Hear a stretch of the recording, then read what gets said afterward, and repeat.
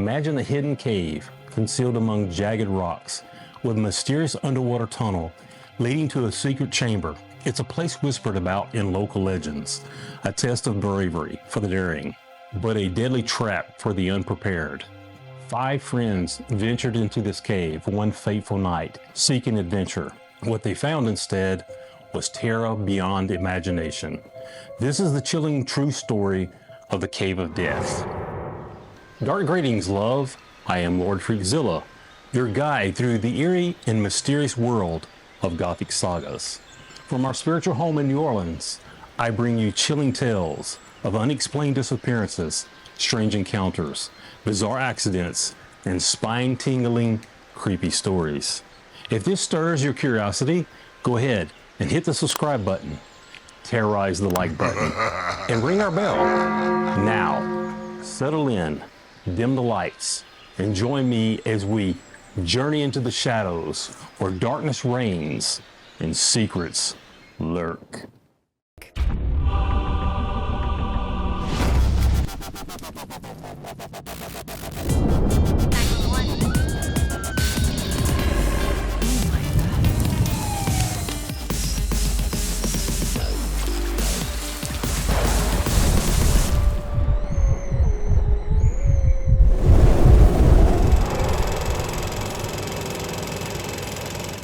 On the warm evening of August 17, 2005, Stephen Hunley, a 21-year-old from Provo, Utah, gathered with 5 of his closest friends for dinner. The group chatted and laughed as young friends do until someone brought up the chilling tale of the secret cave. This cave was rumored to sit hidden in the mountains near Brigham Young University. The legend was well known in the area. A shadowy cavern tucked away from view where a concealed underwater tunnel led to a mysterious air pocket. Whispers spoke of this air pocket being the site of sinister rituals and, according to some, even human sacrifices. Most locals brushed it off as nothing more than a ghost story, a tale spun to scare hikers or adventurers, college students. But this night was different. Jennifer Galbraith, also 21, leaned forward, her eyes wide with conviction. "The cave is real," she announced. The room fell silent. Her friends gawked, laughing nervously.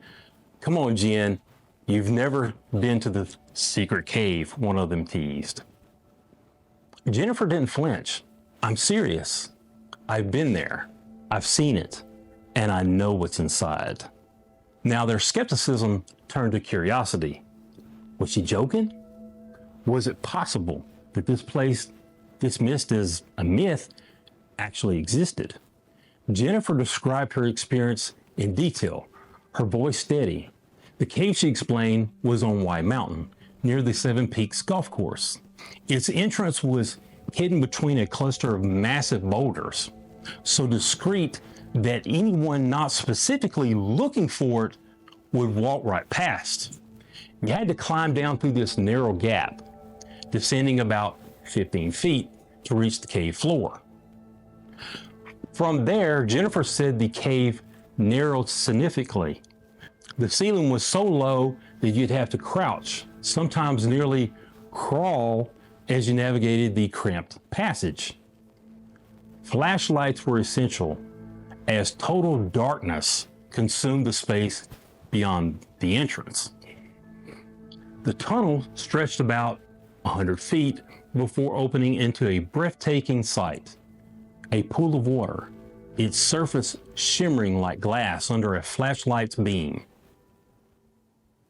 I've read about a lot of cave disasters, and let me tell you, once I hear you've got to squeeze through tight spaces, or you got to get on your stomach and crawl your way through, I'm out.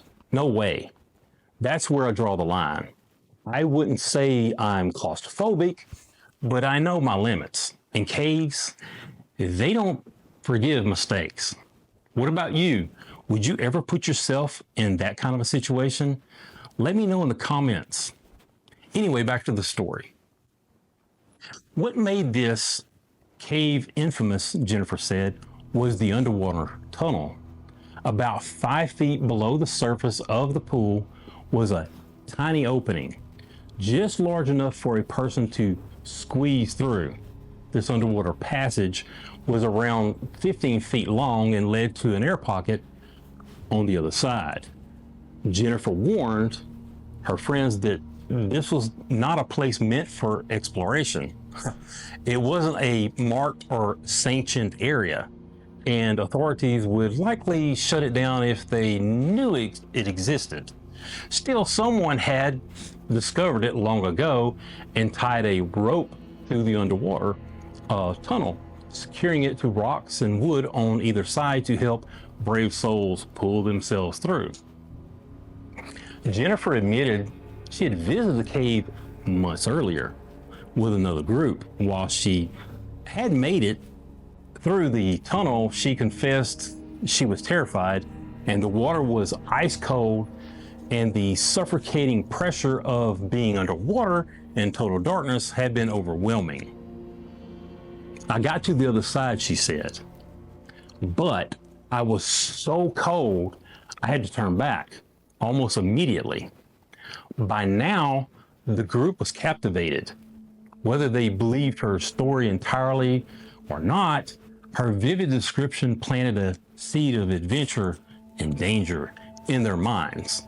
They began calling it the Cave of Death, their fascination growing with each retelling. "We should go there tonight," someone suggested, their excitement building. Stephen wanted to join, but he had to work the next day. Reluctantly, he parted ways with the group, leaving Jennifer and the others to their midnight adventure. Around 2:30 a.m., the 5 friends arrived at the golf course parking lot at the base of the journey to the cave, dressed casually in shorts and flip-flops. They set out under the faint glow of the moonlight, flashlights in hand. Jennifer led the way, her confidence reassuring them. As they climbed, doubt crept into some of their minds. Was this just an elaborate prank? But then Jennifer stopped and pointed to the cluster of boulders. "There it is," she said. The others approached, peering between the rocks. Sure enough, there was a narrow opening leading into the darkness. Flashlights illuminated the descent, revealing the cave floor about 15 feet below. Excitement and apprehension buzzed through the group as they climbed down. But not everyone felt the same. Joseph Ferguson, the oldest of the group at 26, hesitated. "I think I'll stay here," he said. "I'll keep watch." The others teased him briefly, but respected his decision. They turned on their flashlights, crouched low, and began their journey into the unknown. Joseph sat near the entrance, his ears tuned to the muffled voices of his friends as they disappeared deeper into the cave. Gradually, the sounds faded, leaving him alone in the still night. An hour passed, then 2. Joseph began to worry. He climbed down to the cave's entrance and he called out, his voice echoing into the void. No response. He strained to hear any sound, footsteps, laughter, anything. But there was only silence. Fighting growing panic, Joseph called the police. When rescuers arrived, they were stunned to find the cave. Its hidden entrance and treacherous conditions made it a hazard, unlike any they had encountered. Using pumps, they began to lower the water level in the tunnel and adding air into the hidden chamber beyond, hoping to save whoever may still be alive. What they found was devastating. Jennifer's body was kind of wedged halfway through the underwater tunnel, blocking the way. Behind her were the other 3, trapped in a horrific sequence. Investigators pieced together the tragedy. The group had made it into the air pocket, likely exhilarated by their accomplishment, but when it was time to leave, Jennifer led the way, She entered the underwater tunnel first, with the others close behind. About halfway through, Jennifer became stuck in the passageway because it was too narrow. The conditions were too unforgiving, and unable to move forward or back, she drowned. The others, unaware of what was happening ahead, followed closely, trapping themselves in the tight, lightless tunnel. Panic set in with no way to retreat and no visibility. They succumbed one by one. We may never know what was going through their minds just before or even during the incident. Why were they so close together in that narrow tunnel? Were they afraid of being the last one left in the air pocket chamber? And why didn't the last person turn around and then go back when they couldn't get through? If they had returned to the chamber, maybe a few others could have followed and survived. It's impossible to say for sure, and it leaves so many unanswered questions. What do you think? Share your thoughts in the comments below. So anyway, the recovery team was shaken. It was clear this cave was a death trap, offering no margin for error. After the bodies were recovered, authorities decided the only course of action was to seal the cave permanently. They poured cement into the entrance and covered it with rocks, ensuring no one else could ever attempt the perilous journey. In the aftermath, officials reflected on the tragedy. Could this have been prevented if the cave had been discovered and sealed earlier? Perhaps, but for Jennifer and her friends, it was too late. The legend of the Cave of Death remains a chilling reminder of the risk of venturing into the unknown. What started as a night of curiosity and adventure ended in an unspeakable loss. That wraps it up for today. Thank you so much for watching and spending time with me. It truly means the world. Don't forget to like this video and subscribe so you don't miss out. Each week, we dive into the unexplained, strange disappearances, true crime, tragic accidents, paranormal encounters, cryptids, and more.